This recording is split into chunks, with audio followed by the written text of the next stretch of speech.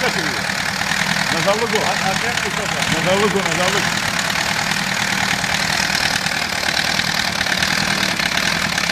Hadi koy da dolsun ben.